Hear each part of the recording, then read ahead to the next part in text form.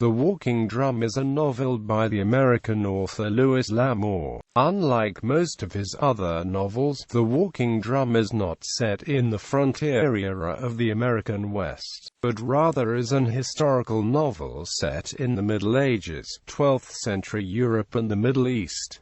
Plot summary. Forced to flee his birthplace on the wind-swept coast of Brittany to escape the Baron de Tonyamine, who killed his mother, and to seek his lost father, Mathurin Bouchard looks for passage on a ship and, although forced to serve as a galley slave initially, travels the coast and attains the position of pilot, frees a captured Moorish girl, Aziza, and her companion, then frees his fellow slaves and with the help sells his captors into slavery and escapes to Cadiz in Moorish Spain, where he looks for news of his father. Hearing that his father is dead, Mathurin goes inland and poses as a scholar in Córdoba, but his scholarship is interrupted when he becomes involved in political intrigue surrounding Aziza and is imprisoned by Prince Ahmed. Scheduled to be executed, Mathurin escapes eastward to the hills outside the city, but before he leaves, soldiers arrive and ransack and burn the place where he is staying, leaving him for dead. Mathurin returns to Córdoba and, aided by a woman he chances upon named Safia, he takes a job as a translator. However, the intrigue in which she is involved threatens their lives, and they must flee the city.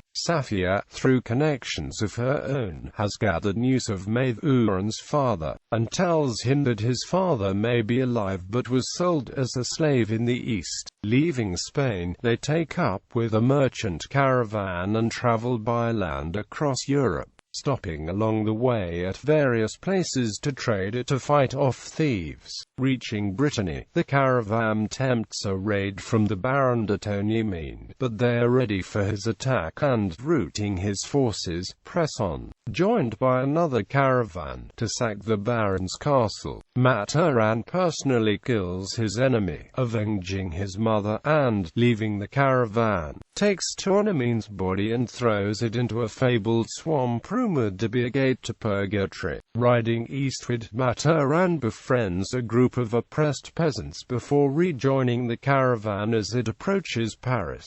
Safia has learned that Mathurin's father is at Alamut, the fortress of the Old Man of the Mountain, but warns that going there is dangerous. She leaves the caravan and remains in Paris, but Mathurin must go on and seek his father. Both caravans will travel eastward and cross the Russian steppes together. In Paris, Mathurin talks with a group of students but offends a teacher and must flee again for his life. Chancing upon the fleeing Comtesse de Malcries, Suzanne, whom he assists in escaping from Count Robert, they meet up with the caravans again at Provence, where they are joined by a company of acrobats and additional caravans from Italy, Armenia, the Baltic, Venice, and the Netherlands.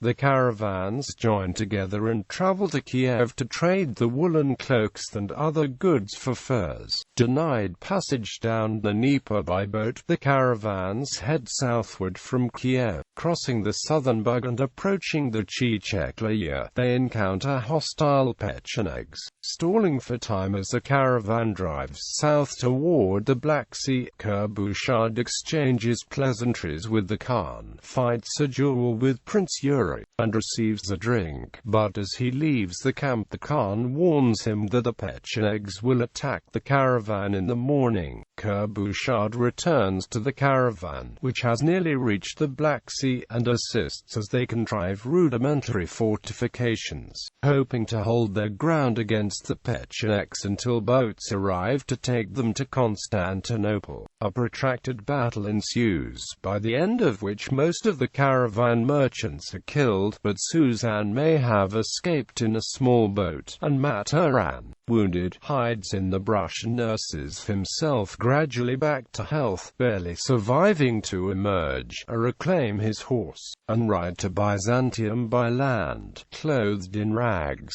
casting out Abdullah, a fat storyteller, and taking his place in the market in Constantinople. Mathurin makes a couple of gold coins and an enemy named Bardus.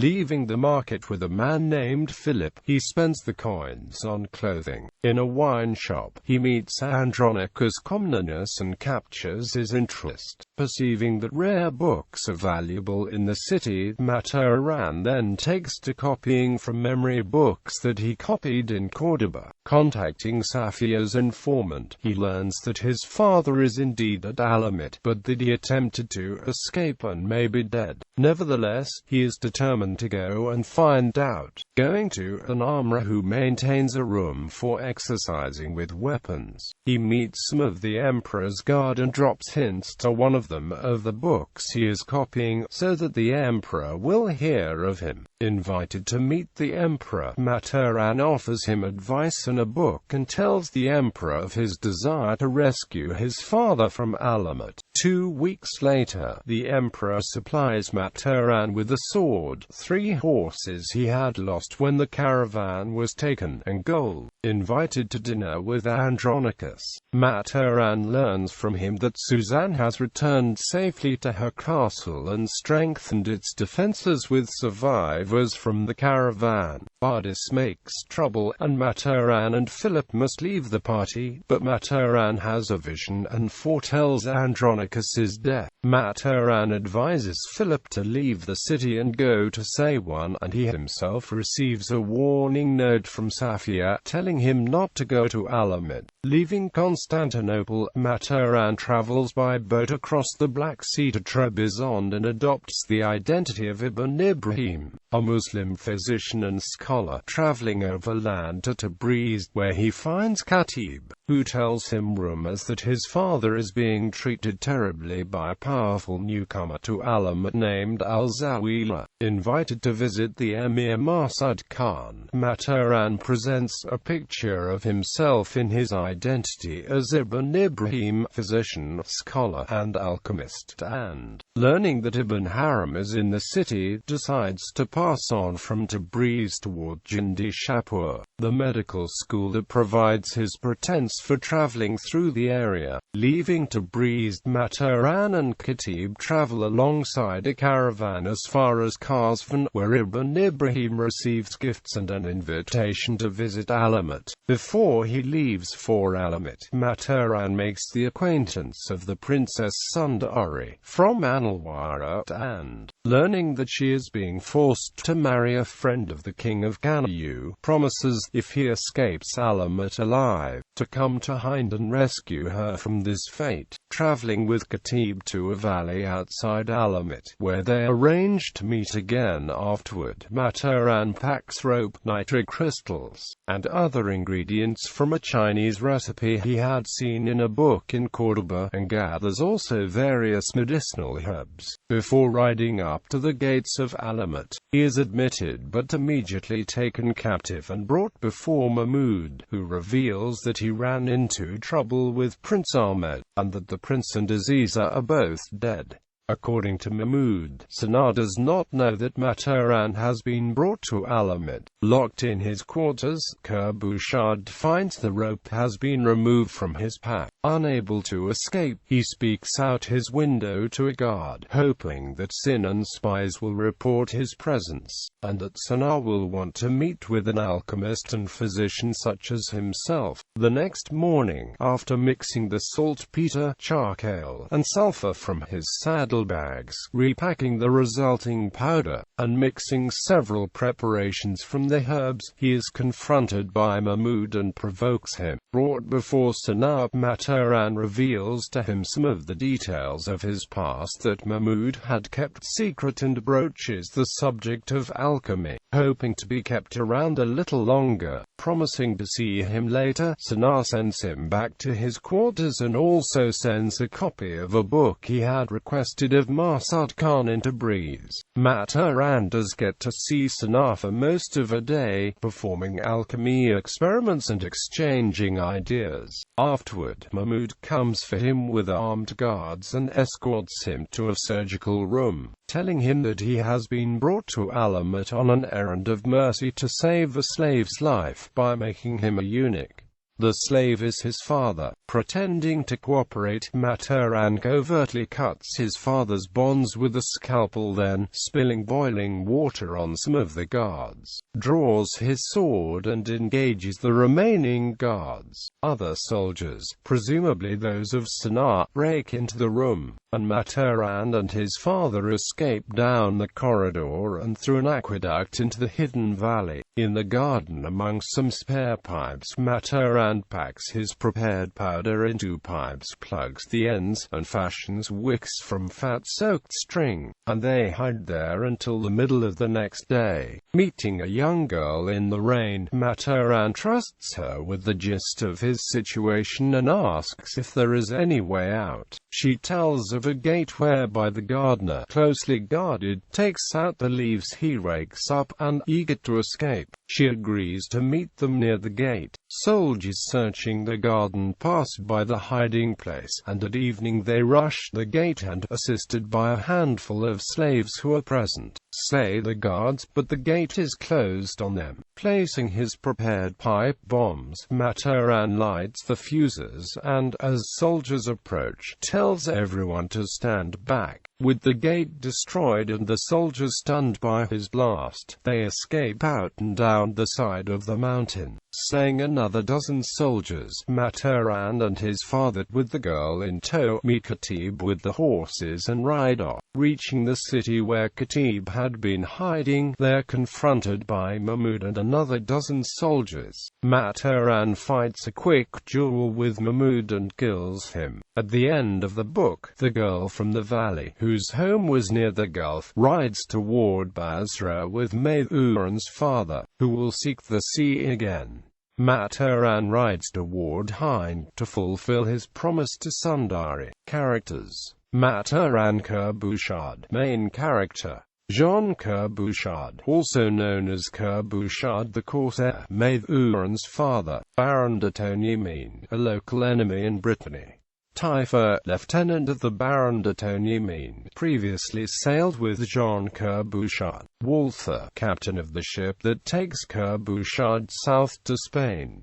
Servan, a Gaul, member of Walther's crew. Eric of Finverden, a member of Walther's crew. Red Mark, rowing slave, companion of Mataran on the trip south to Spain. Selim, Moorish rowing slave on the trip south to Spain. Aziza, wealthy Moorish girl captured from a merchant ship off the Spanish coast. Count Redwin, Aziz's Norman companion.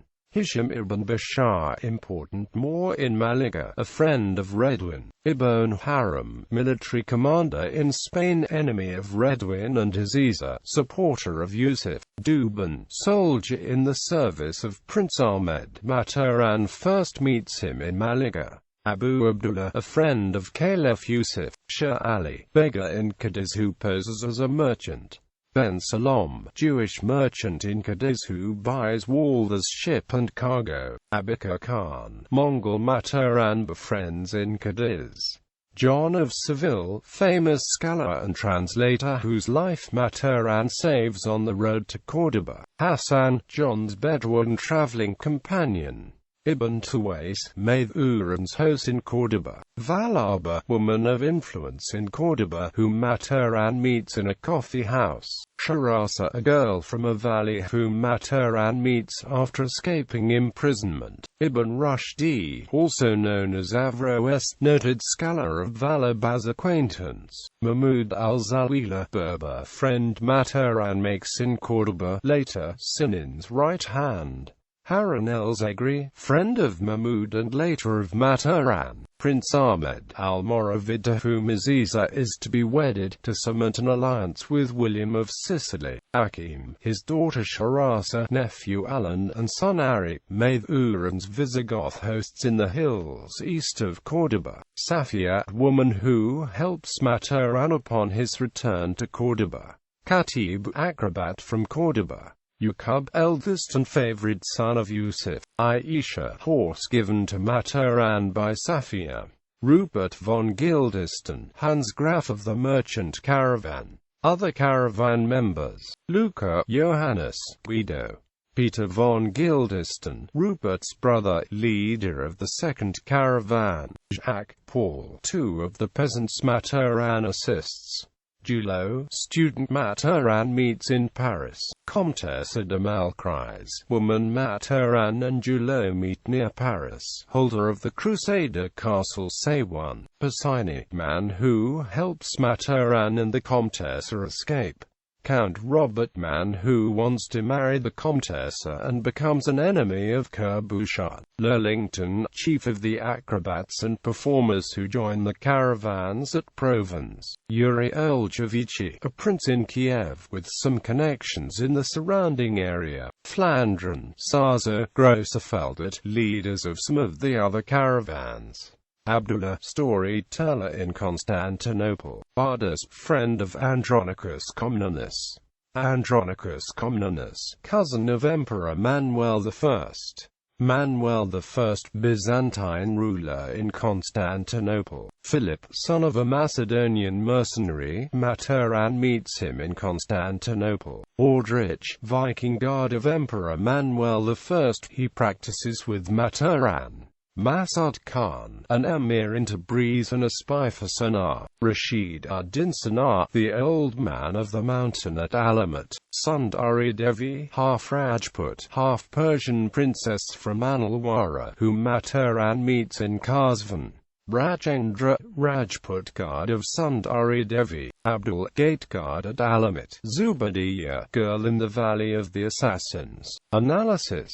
The protagonist is Maturin Kerr-Bouchard of Brittany. In the course of the story he travels from place to place, ultimately in search of his disappeared father. Along the way, he finds himself in the roles of slave, pirate, scholar, physician, merchant, alchemist, and yet always a lover. Kerr-Bouchard is a romantic seeker of knowledge and fortune on a challenging journey, full of danger, excitement, adventure, and revenge. Along his long journey the main character is thrust into the heart of the treacheries, passions, violence and dazzling wonders of a magnificent time. From castle to slave galley, from sword-racked battlefields to a princess' secret chamber, and ultimately, to the impregnable fortress of the Valley of the Assassins in the heart of Persia. The book is named for a merchant caravan's marching drum, first described in chapter 36. We often sang as we marched, and there was always the sound of the walking drum, a sound I shall hear all my life, so deeply is it embedded in the fibers of my being. The book is filled throughout with this theme of travel to faraway lands as epitomized by the marching of merchant caravans of the time. Planned sequels.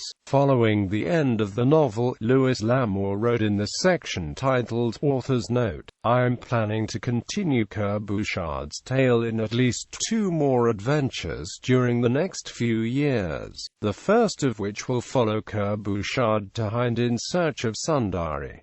Quote, "This sequel was to be titled A Woman Worth Having." Book 3 of the series was to be set in China. Despite L'Amour's stated desire, neither continuation of this novel was ever published, presumably due to his declining health, which eventually led to his death 4 years later in 1988. Release details. 1985 USA, Bantam Books, pub date 1 May 1985, hardback. 1985 USA, Bantam Books, pub date 20 September 1985, paperback. 1999 USA, Bantam Books, pub date 31 May 1999, paperback. 1984 USA, Bantam Books, pub date June 1984, hardback.